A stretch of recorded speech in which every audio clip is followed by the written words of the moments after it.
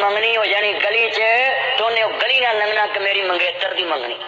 इतने मेरी मंगेतर है मैं नहीं लगना ते हुण जिन्ना चिर बैटरी मुकनी नहीं जान छुटनी नहीं हुण ते अगले पावर बैंक रख ले कैसे बुलेटिन करूंगा मैं इसके साथ वो कह रही धीया सिर कजने दुपट्टे लैने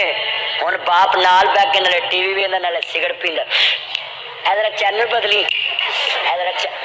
इधर चैनल बदली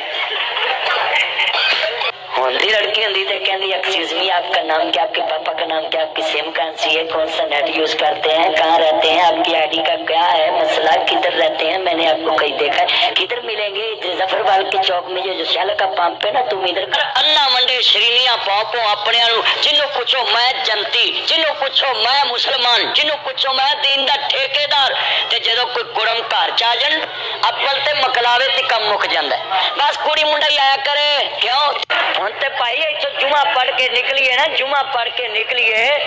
इत्थों ते 1000 दा नोट पिया होवे ना उत्ते पैर रख लेंदे तेनू की होया मेरा पैर सौ गया ये नहीं पता ईमान सौ गया क्या बीबियां धीआं नूं कोल भाग स्वेटर उन्दी जायज नाले उन्ने सुकाउणे हुण मावां कोल बैग फेसबुक चलाउंदियां